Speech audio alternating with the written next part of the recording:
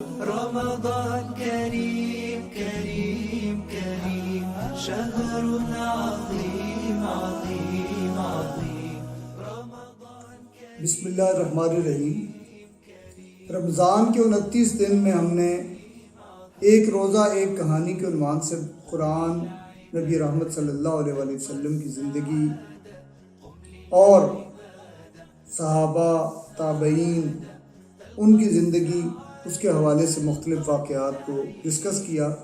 بنیادی طور پر اس کا مخاطب تو میں خود ہی تھا، لیکن جتنے لوگوں نے بھی سنا، اللہ کرے یہ سارا ہمارے لیے مفید ہو۔ اب وہ جیسے مزدور کی اجرت کا وقت ہوتا ہے، بالکل اسی صورت میں الحمدللہ اللہ نے ہمیں رمضان کے بعد یقیناً عید عطا فرمائی ہے۔ اس موقع پر ہمیں تھوڑی دیر ٹھہر کے اپنا جائزہ لینا ہوگا۔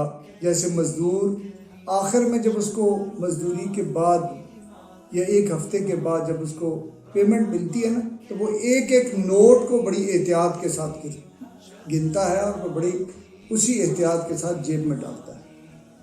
بالکل اسی طرح ہم نے کیا کھویا، کیا پایا، کیسے اپنے رب کے ساتھ تعلق جو رمضان سے پہلے تھا اور رمضان کے اندر کتنا اس سے بہتر ہوا، اس کا اندازہ مجھے اور آپ کو خود ہی لگانا ہے۔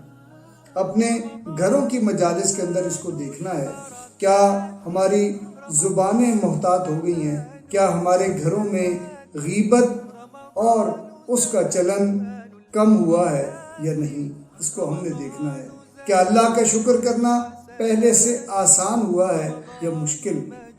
کیا اللہ کا خوف اور اللہ کا ڈر ہماری زندگی کے اندر ڈرائیونگ فورس، کام کرنا یا نہ کرنا، یہ فورس، یہ قوت اس کو حاصل ہوئی ہے یا نہیں؟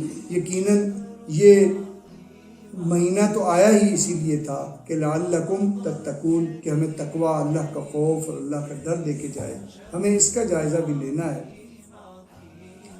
ہم نے یہ دیکھا رمضان کے اندر زیادہ تر ہمارے واقعات خوف آخرت اور آخرت کی یاد کے حوالے سے تھے۔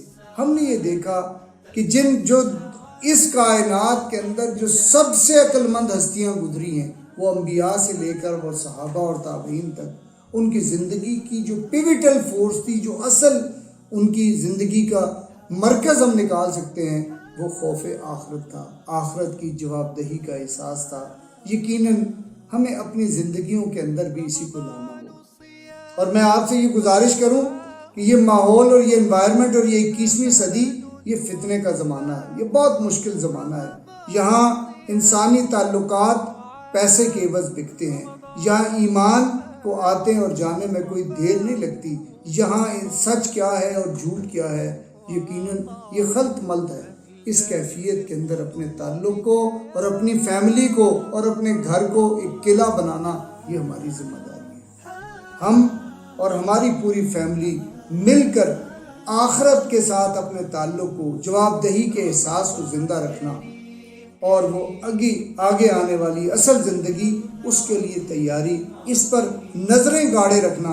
ہم اپنے عزیزوں سے معاملات کریں تو اس لیے کہ مجھے آخرت میں اس کا جواب دینا ہے، مجھے اپنے گھر والوں کے حقوق کا خیال کروں تو اس لیے کروں کہ مجھے آخرت میں اس کی جواب دہی کرنی ہے۔ میں اپنے بزنس پر بیٹھ کر ایمانداری برتوں تو اس لیے کہ مجھے اپنے رب کو جواب دینا ہے۔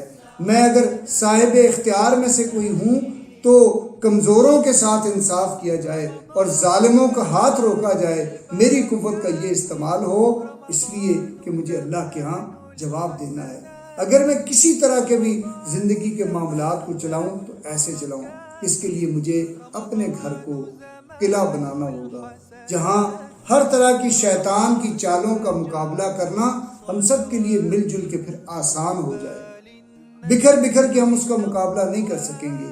آئیے اس رمضان کے بعد عید کے موقع پر اور اس خوشی کے موقع پر ہم اپنے گھروں کو آخرت کی جواب دہی کے احساس کے لیے، اس کو یاد کرنے کے لیے ایک قلعہ بنانے کا عزم کریں۔ ہم مل بیٹھیں گے ہفتہ میں ایک بار، روزانہ ممکن نہیں تو ہفتہ میں ایک بار مل بیٹھیں گے، اور پھر وہی آخرت اور وہی جواب دہی، اس پر اپنی یاد کو بھی تازہ کریں گے اور اس ہفتے کا اپنا جائزہ بھی لیں گے۔ مل بیٹھیں گے، ڈسکس کریں گے، باہر نہ صحیح اپنے اندر صحیح، کہ ہم ہمارے بچے اور ہماری فیملی سارے کے سارے تازہ کر لیں کہ ہمیں ایک دن بس جانا ہے، اپنے رب سے ملنا ہے، اس کے سامنے حاضر ہونا ہے۔ ہم نے تو سارے عقل مندوں کو جو اصل میں عقل مند کہلانے کے مستحق ہیں، ان سارے عقل مندوں کو یہی کرتے دیکھا ہے۔ آئیے ہم بھی اس کام کا عزم کریں۔ رمضان کے بعد یہ فائٹ مشکل ہو جائے گی، یہ جنگ، کیونکہ اب ہمارا دشمن شیطان بھی کھل کے ہمارا مقابلہ کرے گا۔ اب ہمیں اور زیادہ مسلح ہو کے، اور زیادہ قوت ایمانی کے ساتھ اور زیادہ جذبے کے ساتھ اس گھر کو ایمان کا اور آخرت کی جواب دہی اور آخرت کے احساس اور اس کی یاد کا قلعہ بنانا ہے۔ آئیے اس کام کو مل کے کریں۔ بہت شکریہ۔ السلام علیکم ورحمۃ اللہ وبرکاتہ۔